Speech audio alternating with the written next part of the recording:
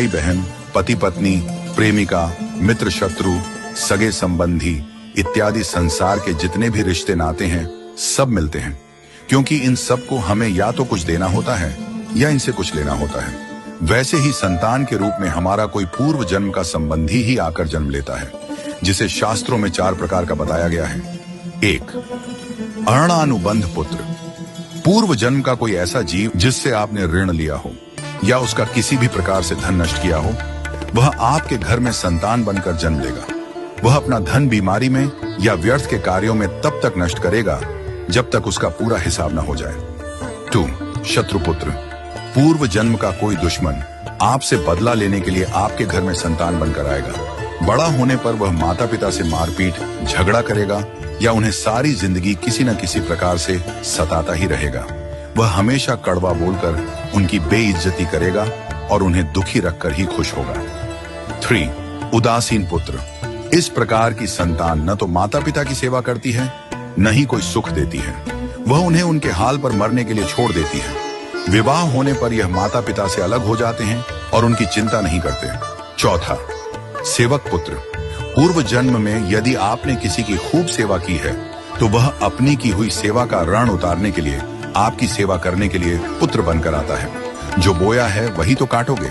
यदि अपने माता पिता की सेवा की है तो ही आपकी संतान बुढ़ापे में आपकी सेवा करेगी, वरना कोई पानी पिलाने वाला भी पास न होगा। आप यह न समझें कि यह सब बातें केवल मनुष्य पर ही लागू होती हैं। इन 4 प्रकार में कोई भी जीव आ सकता है। यदि आपने किसी गाय की निस्वार्थ भाव से सेवा की है तो वह भी पुत्र या पुत्री बनकर आ सकती है। यदि आपने गाय को स्वार्थवश पालकर उसके दूध देना बंद करने के पश्चात उसे घर से निकाल दिया हो तो वह ऋणानुबंध पुत्र या पुत्री बनकर जन्म लेगी। यदि आपने किसी निर्दोष जीव को सताया है तो वह आपके जीवन में शत्रु बनकर आएगा। इसलिए जीवन में कभी किसी का बुरा न करें, क्योंकि प्रकृति का नियम है कि आप जो भी करोगे उसे वह आपको इस जन्म में या अगले जन्म में 100 गुना वापस करके देगी। यदि आपने किसी को 1 रुपया दिया है तो समझो आपके खाते में 100 रुपया जमा हो गए हैं। यदि आपने किसी का 1 रुपया छीना है तो समझो आपकी जमा राशि से 100 रुपये निकल गए। जरा सोचिए, आप कौन सा धन साथ लेकर आए थे और कितना साथ लेकर जाओगे। जो चले गए वे कितना सोना चांदी साथ ले गए। मरने पर जो सोना चांदी धन दौलत बैंक में पड़ा रह गया, समझो वह व्यर्थ ही कमाया। औलाद अगर अच्छी और लायक है तो उसके लिए कुछ भी छोड़कर जाने की जरूरत नहीं है, वह खुद ही कमा लेगी।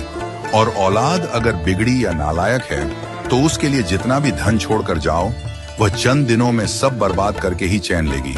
मैं, मेरा, तेरा और सारा धन यहीं का यहीं धरा रह जाएगा, कुछ भी साथ नहीं जाएगा। साथ यदि कुछ जाएगा भी तो सिर्फ अच्छे बुरे कर्म ही साथ जाएंगे। इसलिए जितना हो सके नेकी करो, सत्कर्म करो।